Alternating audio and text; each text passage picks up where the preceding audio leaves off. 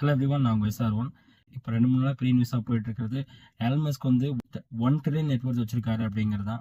இது பெரிய ஆச்சரியமே கிடையாது. ஏன்னா மைண்ட் செட் வந்து அந்த லெவலில் வச்சிருந்தாரு அப்படிங்கிறதான் சொல்லுவேன். ஏன்னா நிறைய பேர் பிஸ்னஸ் ஆரம்பிக்கணும், இந்த பிஸ்னஸ் வந்து எக்ஸ்பேண்ட் பண்ணணும், அதில் ஒரு ப்ராஃபிட்டபிள் மேக் பண்ணணும் அப்படிங்கிற ஒரு ஐடியா தான் இருக்கும்.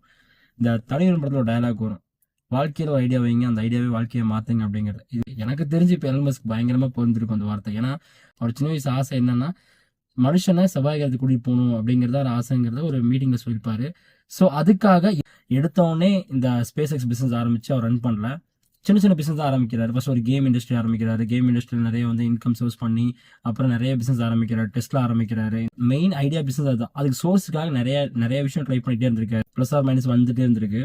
அதுலலாம் அவர் வந்து ஒரு மைண்ட் செட் ஆகாம மேரேஜ் ஆகி இவ்வளோ இன்கம் சோர்ஸ் இருந்தாலும் அதுக்காக செலவு பண்ணாமல் அவர் கடன் வாங்கி அவர் ஃபேமிலியை பார்த்துட்டு அதில் வந்து அந்த பிரச்சனையால் ஒய்ஃப் வந்து டிவோர்ஸ் வாங்கி போயிட்டு நிறைய ப்ராப்ளத்தை ஃபேஸ் பண்ணியிருப்பேன்.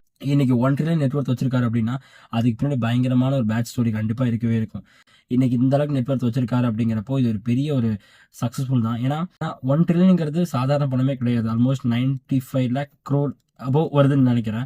ஒரு லைஃப்ல நம்ம ஐடியா வச்சிருக்கோம் அப்படிங்கிறப்போ அது வந்து சோர்ஸ் பயங்கரமாக தேவைப்படுது, நாலேஜ் அதிகமாக தேவைப்படுது அப்படிங்கிறப்போ நம்ம எடுத்தோன்னே அதில் குதிக்கிறத விட சின்ன சின்ன பிஸ்னஸ் ஆரம்பிச்சு ஃபர்ஸ்ட் மணி சோர்ஸை பில்ட் பண்ணிட்டு அதுக்கு தகுந்த மாதிரி நீங்கள் டேக் ஓவர் பண்ணிட்டு போகிறது மட்டும்தான் ஒரு புத்திசாலித்தனமாக இருக்க முடியும். இவர்கிட்ட நான் தெரிஞ்சிட விஷயம் இதுதான். இதை பற்றி நீங்கள் என்ன நினைக்கிறீங்கிறத கமெண்ட் பண்ணுங்கள்.